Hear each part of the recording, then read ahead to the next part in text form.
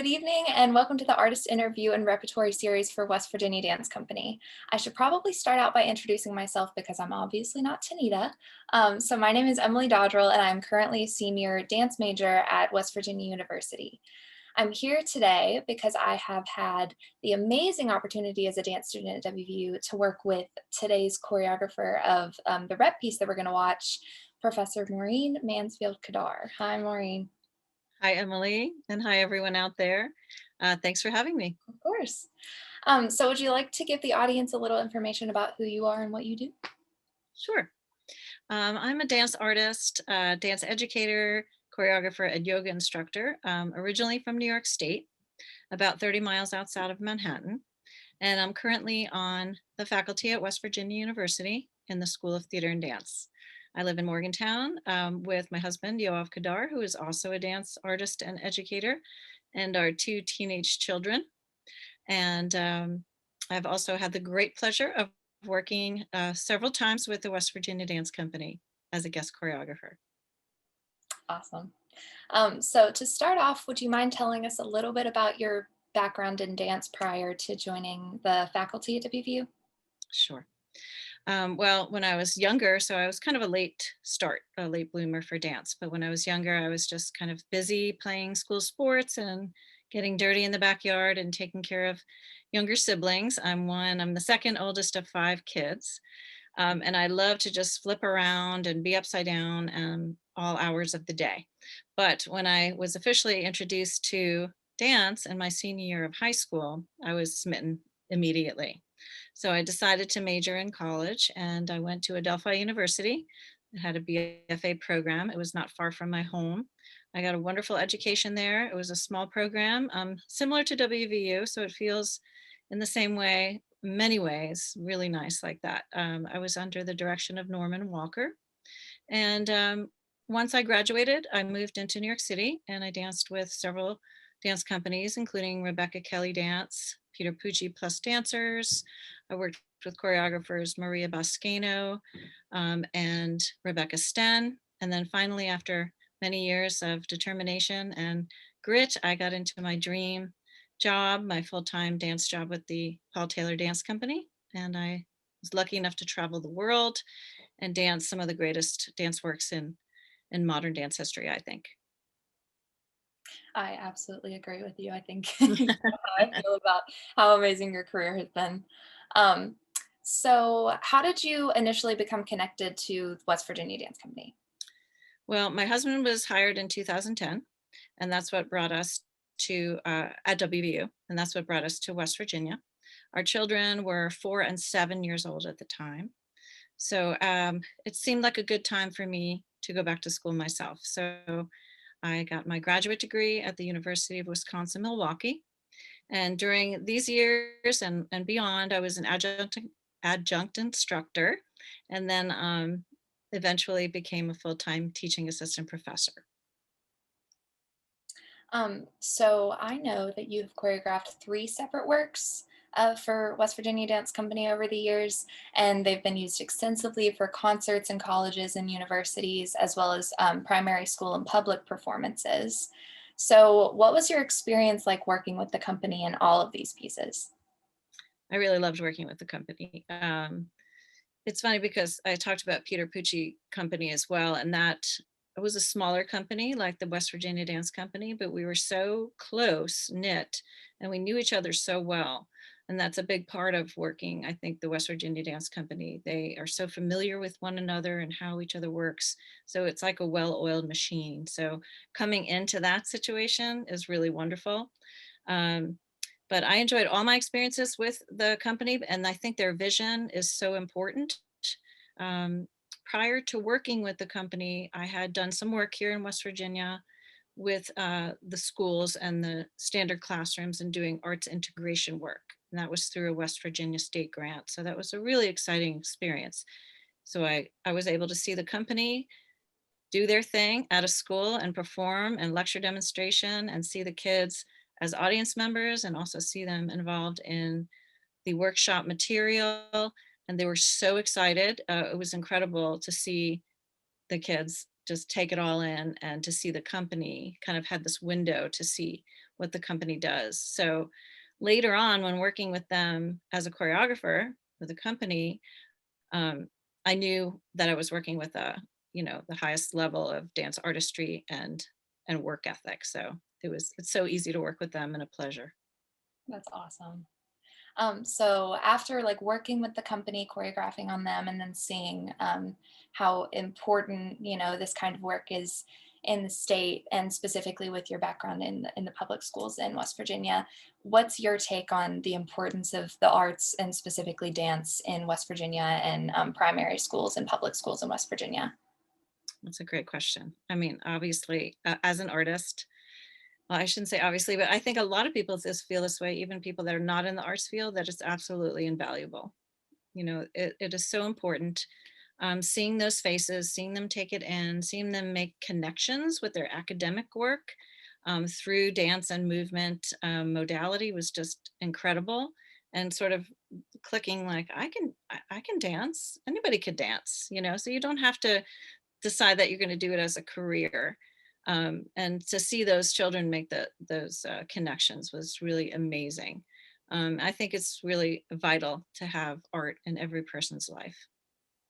But Absolutely. now I have some questions for you, Emily, if you don't mind. Go for it. Great. Can you tell us a little bit about your dance training in West Virginia, and how you were introduced to Tanita and the West Virginia Dance Company? And one more thing, what was your experience like working with the company, during these formative years? So for everyone out there, I grew up in St. Albans, West Virginia, which is about 20 minutes outside of Charleston. And I grew up moving, but I didn't start taking dance seriously until I was about 14 or 15. And I started going to Academy of Arts at January's in Charleston. And January has a great relationship with Tanita, and has invited company dancers, members, as well as Tanita and Donald, and everyone that works with the company and in the company for many years to teach classes. So from the beginning of my training, I was really shown the best of the best in my eyes in West Virginia, um, and it was just so, because I was enamored with dance immediately whenever I started taking classes. And I knew that I wanted it in my life for the rest of my life. And so seeing people that come into the state or are from the state, like Tanita, and they promote the art that I'm so passionate about to people around the state that wouldn't normally Mm. um, get these opportunities, it was mind blowing to me and so inspiring. So, my first modern teacher ever was Hillary, who was in the company for a long time, and she had such a huge um, impact on my career and hopeful career once I graduate. But yeah, so I grew up uh, around the company, and I was inspired by the company for a long time. And then it wasn't until my sophomore year here at WVU, after I became a dance major, that I was introduced to Tanita. So her and some of the company members came to watch Dance Now um, in 2018, I believe. And it was the year that I was in your piece, Maureen. And they came and they talked to some of the students that were interested. And then Tanita gave out some information about auditions for Theater West Virginia, which is separate from West Virginia Dance Company, but there have been like dancers in for as long as there's been the company, and as long as there's been Theater West Virginia, there's a very close tie there. And so I auditioned, and Tanita hired me for the summer, and I got to take classes from her and work with some of the dancers that taught me in high school. I was able to work with Brittany and Forrest and Curtis, and it was just an amazing experience to get to work with these people that I've looked up to for so long. So not only has specifically Tanita and the company had such an impact on my dance career, but I've also they've inspired me to hopefully continue the tradition of supporting the art and bringing the art and sending it out to the rest of the state. So I think it's incredibly important, the work that the company is doing, both for dancers and for non-dancers. Did I answer I everything? agree. Yes, yes, and I wholeheartedly agree. Awesome. Um, so I have a few other questions for you. Would you mind telling us a little bit about your piece, Spires and Spirals from Adventures Around the Big Blue Marble, which is what we'll be seeing after this interview? I would love to.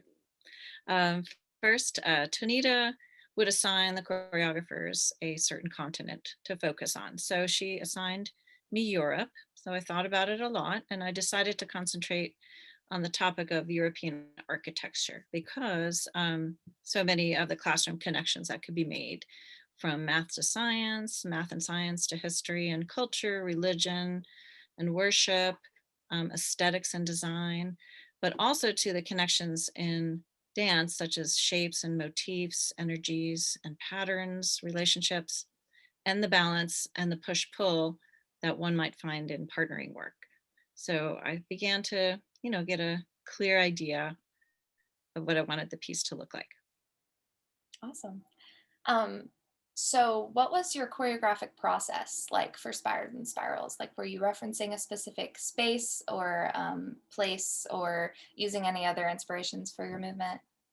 Um, just a lot of various different things, like weight sharing and weights and support, leaning and counterbalancing.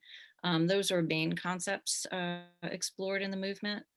So my history kind of with the Paul Taylor Company and his sort of this whole energy of spirals within his movement really kind of helped inform that energy for me. Working with Peter Pucci for years, who was many years with Pilobolus and did a lot of interesting partnering work and weight sharing and shifting and counterbalancing.